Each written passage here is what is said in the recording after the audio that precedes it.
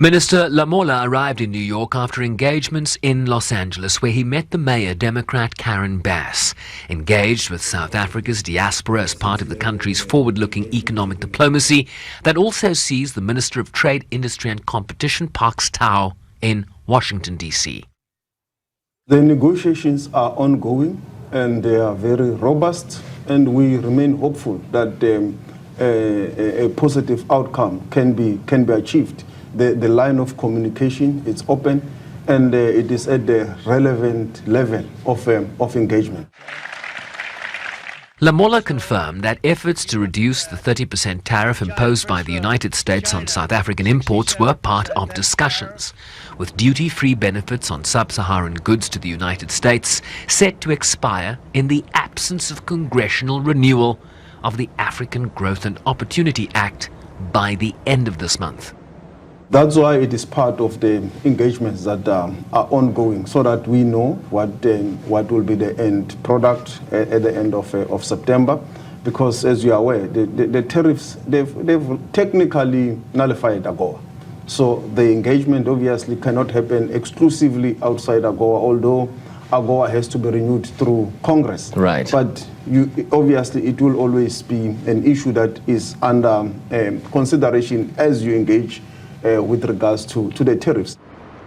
On new legislation introduced in the U.S. Senate this past week by Republican Senator John Kennedy to review the bilateral relationship between the two countries, echoing a similar bill that passed the Foreign Affairs Committee in the House of Representatives, Lamola expressed uncertainty as to whether the bills would become law, but indicated they were planning for a worst-case scenario.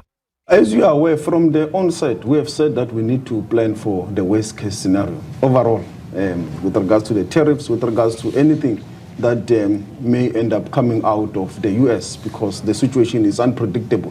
You will really never know when things can end up being law or not, and so forth, because of the current nature of the environment. Of the beast. As I've said earlier on, that in the past, these type of bills never really seen the light of the day, but you'll never know. But we are prepared for any worst case scenario, and that's why the TIC and the government continuously engage with all stakeholders in South Africa, including the private sector, in terms of diversification, but also in terms of what should be our private sector and government be looking into in case some of this becomes a reality.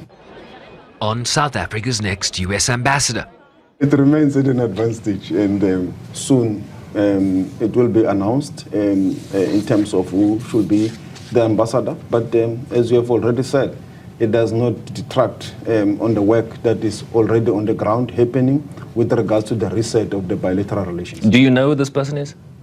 Yes, I do. Okay, so there is a person that's been identified. That already is news. Let me ask you this. What are the competencies, since you can't give me a name, what are the competencies that the next South African ambassador to Washington should have, given the tense relationship that exists between Pretoria and Washington today? The person should be a fit and proper person who must enable the good relations be a bridge between the two countries to strengthen the bilateral relations, deepen also people-to-people relations between the two countries. And we are looking forward to the person helping us with that process. The person, is it a man or a woman?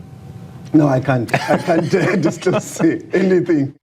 On Gaza, Lamola said South Africa was vindicated by the UN Independent Commission of Inquiry report confirming genocide in Gaza, even as the US expressed fierce opposition to the report's findings.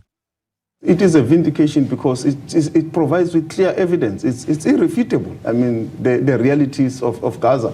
Not only with this factual report, with the forensic evidence that was presented, but anyone sitting at home watching the news, they see it in real time. It's happening on their television, but also not only on their television, on social media, on various platforms. There's video evidence that society can see on their own in real time. So it's no longer like in the past where you would hear about genocide and you wait for certain. This is happening in real time. You can turn on the TV. Yes, and anyone can see it. The minister said they viewed the non-attendance of US President Donald Trump at the G20 Leaders Summit in November as a settled matter and looked forward to building consensus around G20 ambitions on the margins of the UN General Assembly next week. Sherman Brycebees, SABC News, New York.